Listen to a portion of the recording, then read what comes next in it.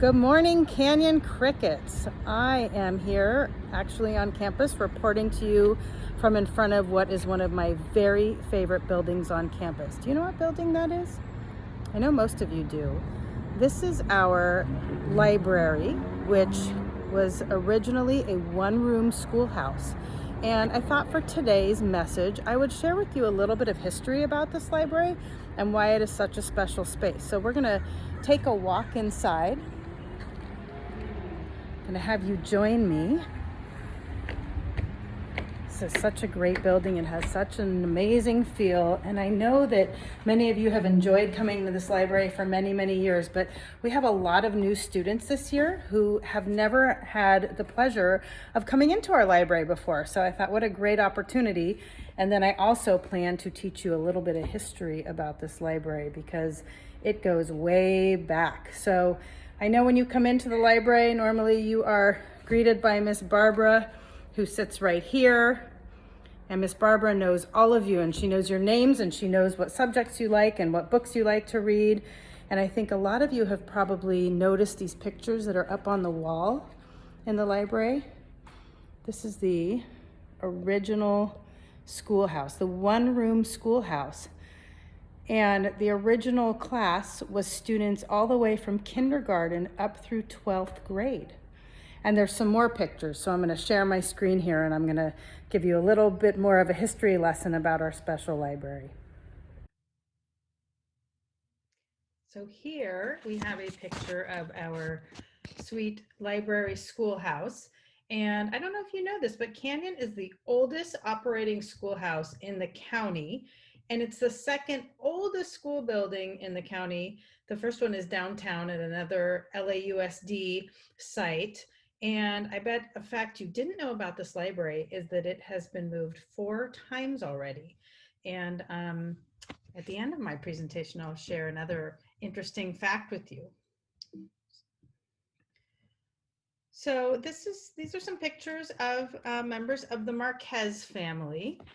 And over 125 years ago, Pascual Marquez, son of a Pacific Palisades ranchero settler, Francisco Marquez, realized that there was a need for a school in the Santa Monica Canyon. So he received approval to raise $2,000 to provide a structure and furnishings for a one-room schoolhouse and was permitted to hire a teacher for 1 school year.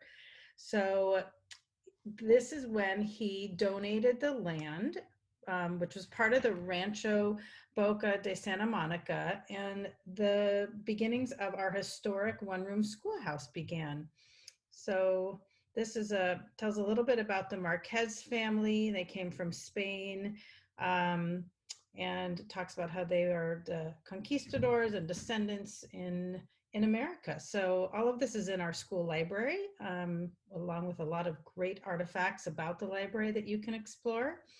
And this is a map that shows the Rancho Boca de Santa Monica. And if you can see, the area extended all the way from the Pacific Ocean to the Santa Monica Mountains. So he dedicated this little plot of land. And in 1894, he signed a bid to build the one-room schoolhouse for $962. And then just 6 weeks later, the school opened with 1 teacher. This is opening day of the school, October 29th, 1894. And this 1 teacher would be paid $60 a month. And there were about 20 kids in the class, or in the school, I should say. And the school ranged from students in kindergarten all the way up until 12th grade. So you can see, lots of little ones and some older kids there. And here's some more pictures, and this is what the schoolhouse looked like. So you can see that the original schoolhouse from 1894 really resembles what we know as our library today. And if you look at this picture, you can see that the first one-room schoolhouse really reflected the diversity of the canyon at the time. If you look at the pictures, you can see and I've read that the students were mostly of Mexican-American descent, Chinese, Japanese, Russian, and one history book called Canyon, a regular league of nations. So if you look around today, look at the makeup of our school, the mix of ethnicities and the backgrounds and the cultures that we celebrate. It has only increased, and we can be very proud of the fact that we have continued with a strong sense of pride in our heritage at Canyon. And the diversity back then and now both contribute to the strength of our school and what an amazing place it is. So here's a few more pictures, classmates at Canyon. You can see the schoolhouse off to the right there. Some more, this is about the year 1900. Some girls outside leaning against the schoolhouse. It kind of reminds me of how we've taken our school photos leaning against the schoolhouse. It looks very similar. And here's another class from back then. This one's probably a little later. Okay, and if you look here, you can see, it's a little hard to tell, but you can see where the gate is, and that would be about where our library gate is, that the school actually faced the, what was Sycamore, it faced the street side. It didn't face inside the campus like it does now. So when it was placed on the campus, a lot of people felt that it was placed backwards, and the principal was not very happy with how it was put down. He felt that the movers did not put it in the right direction that he wanted to see it in. Oops. Okay, and we can see here this is around probably about 1955 from what I could tell. You could see the schoolhouse is back here in the corner still, but there were about 90 students now and 5 teachers, so that the campus had to expand, and the library, or it was moved again. And then in a few years, there were even more buildings built, and the campus started to get crowded, so they had to bring in more and more bungalows. You can see here in 1959, it says Canyon school mothers concerned over the safety of their children block traffic. Some things don't change. Look at the cars going up what we know as East Channel here. And this is around the same time that because of this, the traffic signal was installed right there on Entrada. Okay. All right, let's talk about our school bell. Many of you have probably heard our bell. Maybe you even have gotten to pull the rope to ring our bell. The bell, an interesting story about the bell that we have now is not the original bell that was built with the schoolhouse. The original bell has been lost. It's been lost since 1902. So the bell we have was purchased in 1969, and the school's PTA found our school bell in Pear Blossom. It was cast in 1833, and they purchased it for $175. And it was dedicated and donated. Well, it was provided to the school, and it was dedicated to the children of Canyon by some women in memory of their daughter who had unfortunately passed away at 2 years old. So on the bell, there is an inscription, and you can see the note here that they wrote that says, "Wherever you are, there I am also." So that's something that I learned that I didn't know about our school bell. You've probably also walked right into the library and have not noticed this plaque that's up on the wall. So this plaque was added to the schoolhouse in 1965 by the Beverly Hills Parlor of Native Daughters of the Golden West. That was a mouthful. Sorry, I had to look at my notes for that one.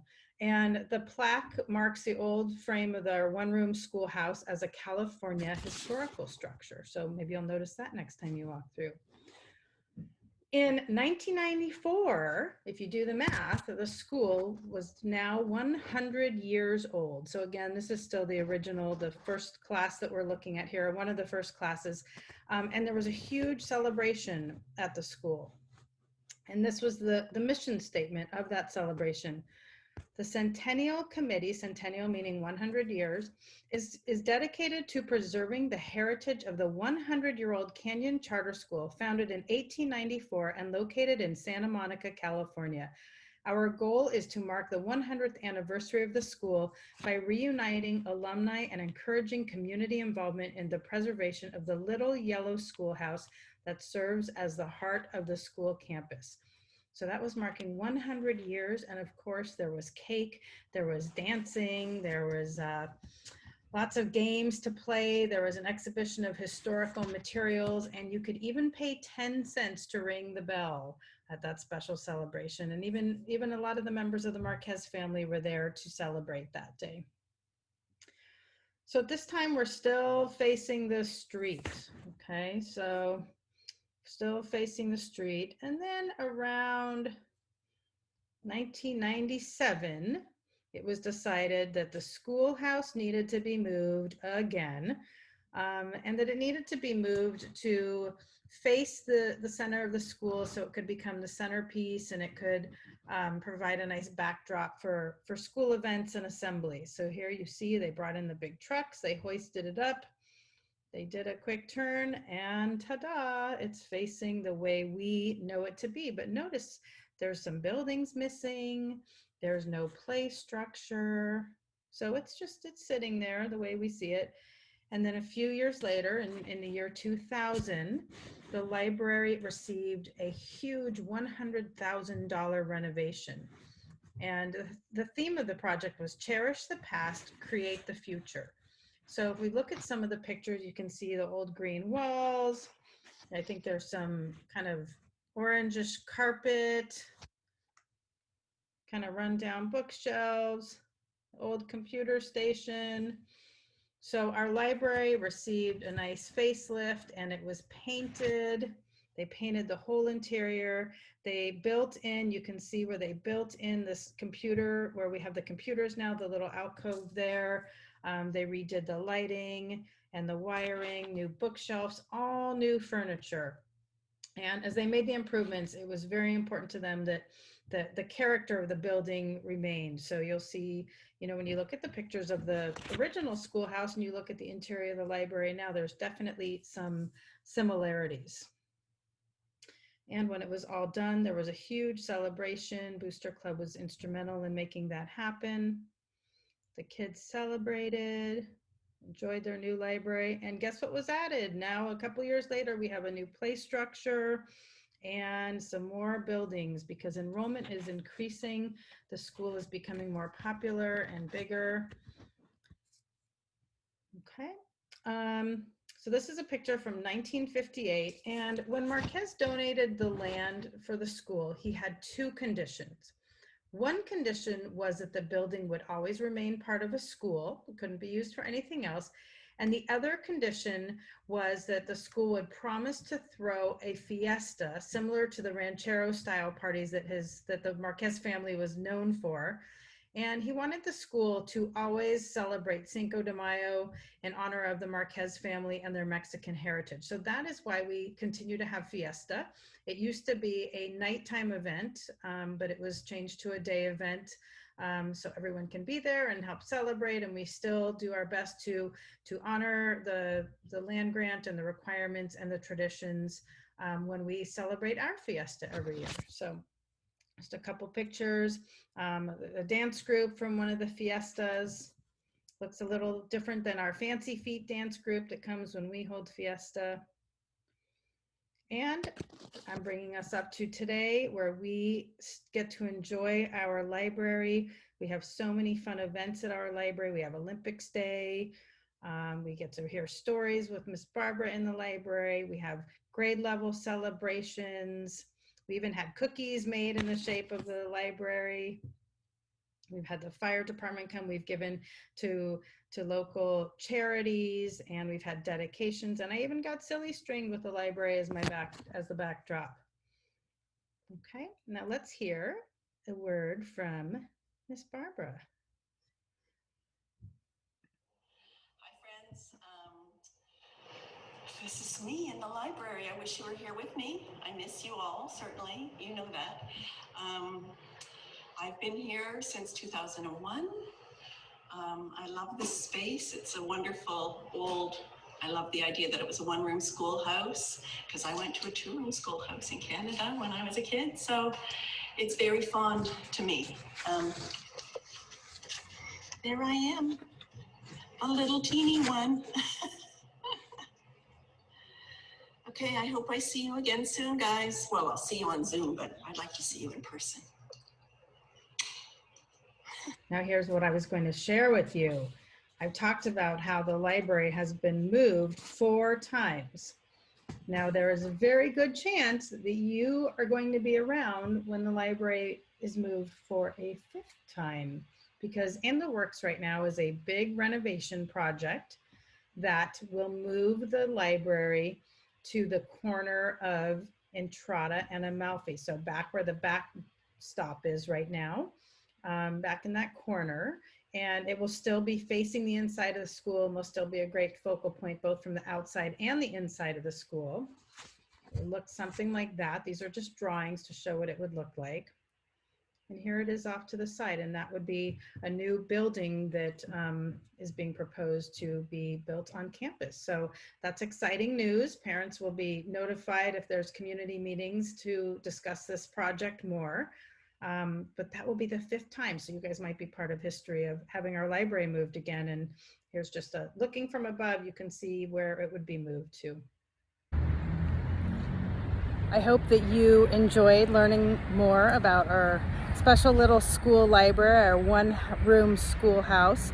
And I know that we all look forward to the day that we can all come back on campus and we get to enjoy it and we get to visit with Miss Barbara in person.